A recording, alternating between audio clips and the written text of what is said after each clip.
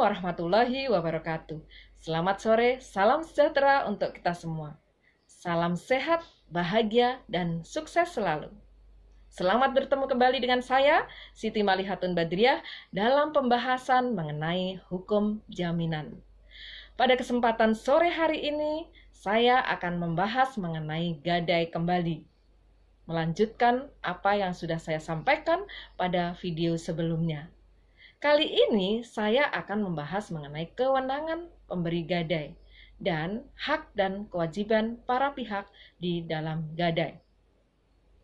Seringkali orang mempertanyakan, kalau seandainya benda yang digadaikan ternyata bukan benda milik debitur, bagaimana dengan perlindungan hukum bagi kreditor pemegang gadai?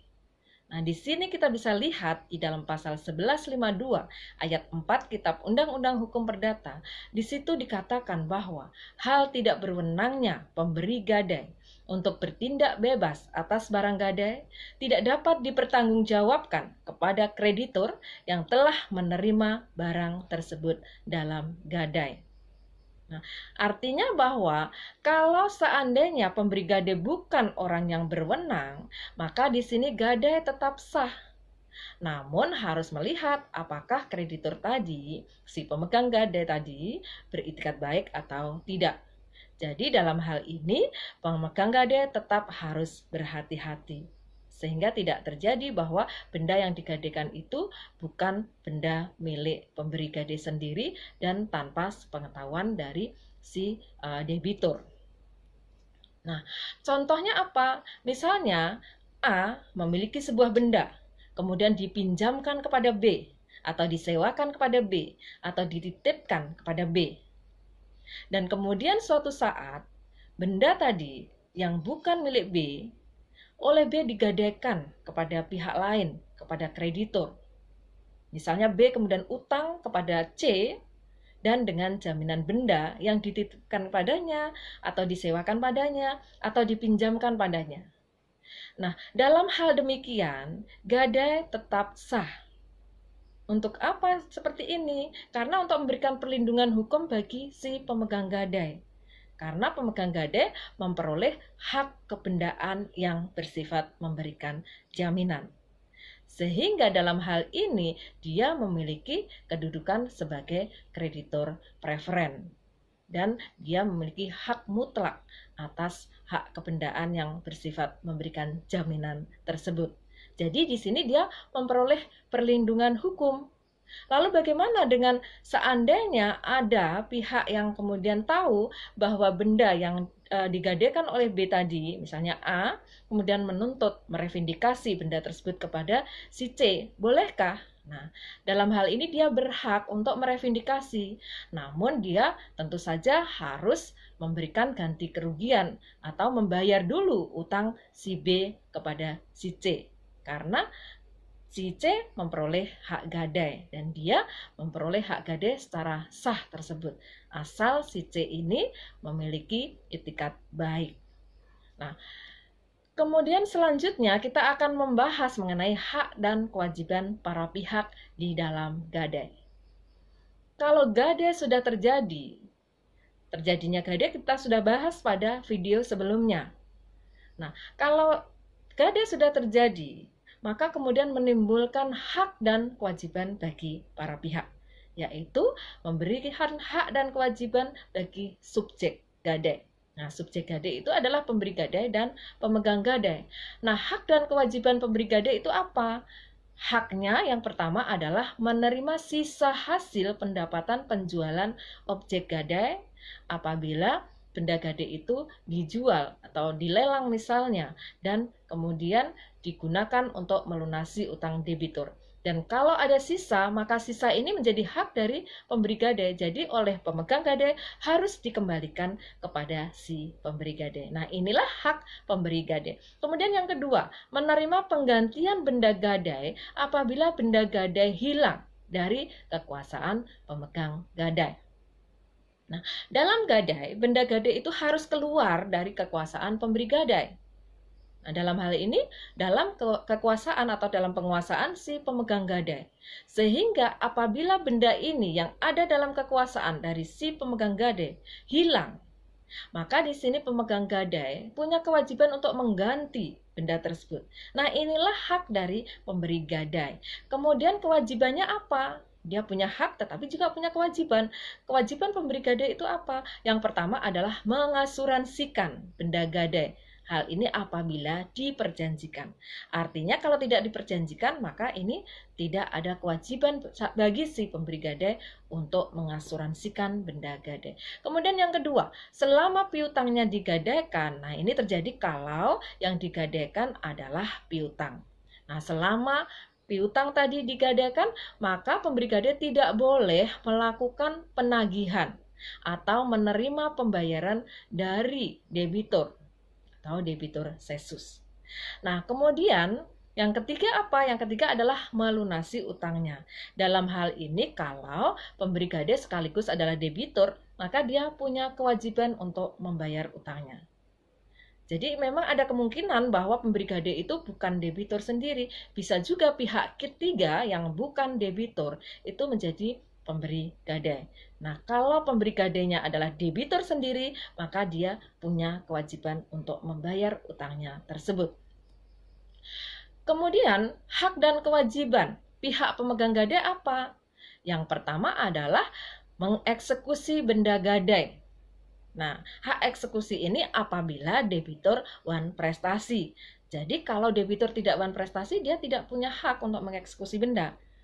Baru ada kalau debitur wan prestasi, maka bendanya bisa dieksekusi. Dan hasil penjualan benda gadai ini kemudian digunakan untuk melunasi utang debitur. Kemudian yang kedua, menahan benda gadai atau hak retensi. Ya, sepanjang utang belum dilunasi, sepanjang prestasi debitur itu belum terlaksana sesuai dengan perjanjian, dan tidak ada penyalahgunaan benda gadai. Kalau ada penyalahgunaan benda gadai, misalnya benda gadai seharusnya tidak boleh digunakan untuk dinikmati, kemudian digunakan untuk keperluan sehari-hari, karena hak gadai ini merupakan hak kebendaan yang bersifat memberikan jaminan, bukan hak kebendaan yang bersifat memberikan kenikmatan.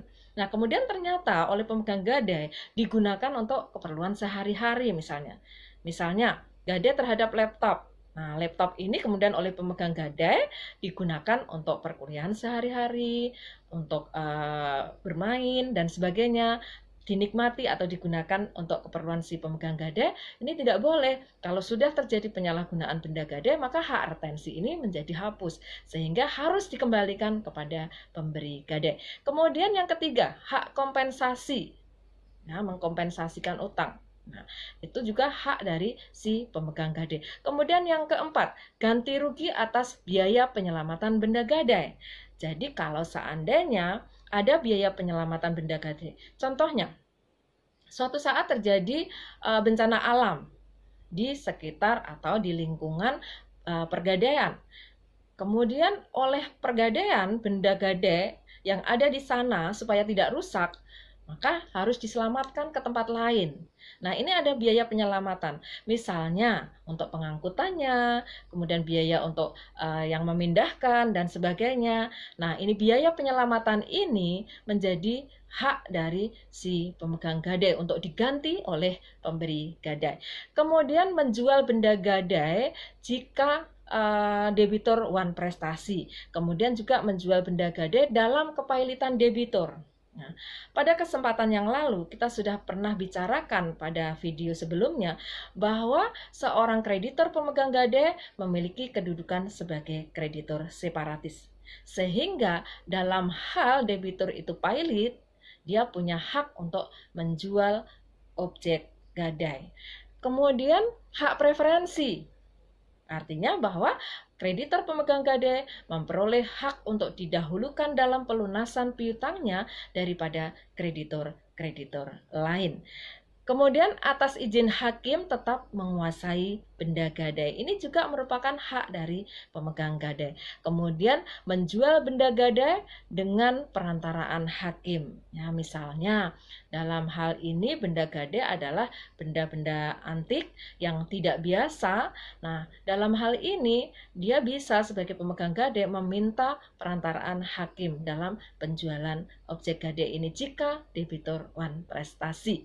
Kemudian menerima bunga piutang gadai. Nah, ini terjadi kalau gadai itu terhadap piutang. Maka di sini dia berhak untuk memperoleh bunga piutang gadai. Nah, tentu saja dia nantinya harus memperhitungkan antara bunga piutang gadai dengan bunga piutangnya sendiri. Kemudian menagih piutang gadai. Nah, dia sebagai pemegang gadai dia berhak untuk menagih piutang gadai. Ini pun terjadi dalam hal bendanya adalah berupa piutang. Kemudian setelah kita bahas mengenai hak dari pemegang gadai, selanjutnya adalah kewajiban dari pemegang gadai. Jadi dia punya hak dan juga memiliki kewajiban. Nah, kewajiban pemegang gadai itu apa? Yang pertama adalah memberitahukan kepada pemberi gadai kalau akan menjual benda gadai jika debitur wan prestasi.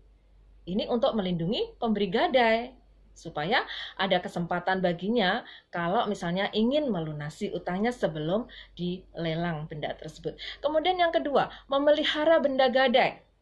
Ya, jadi dia punya kewajiban untuk memelihara benda gadai supaya tidak rusak, supaya tidak turun nilainya. Karena apa? Karena dia yang menguasai benda gadai. Jadi dia punya kewajiban untuk memelihara benda gadai tersebut. Kemudian selanjutnya, mengembalikan barang gadai jika debitur sudah melunasi utangnya. Atau kalau terjadi penyalahgunaan benda gadai juga harus mengembalikan kepada si pemberi gadai. Kemudian selanjutnya memperhitungkan hasil penagihan bunga piutang gadai dengan bunga piutangnya. Nanti kalau ada sisa, maka sisanya wajib dikembalikan kepada pemberi gadai. Kemudian mengembalikan sisa hasil penagihan piutang kepada si pemberi gadai. Jadi setelah penagihan piutangnya itu keseluruhannya diperoleh, kemudian diperhitungkan dengan piutangnya sendiri. Nah, kalau ada sisa, maka sisanya wajib dikembalikan kepada pemberi gadai. Nah, inilah hak dan kewajiban para pihak di dalam gadai. Demikian apa yang bisa saya sampaikan pada kesempatan sore hari ini mengenai gadai, dan berikutnya kita akan membahas kembali tentang gadai lanjutannya pada video yang selanjutnya.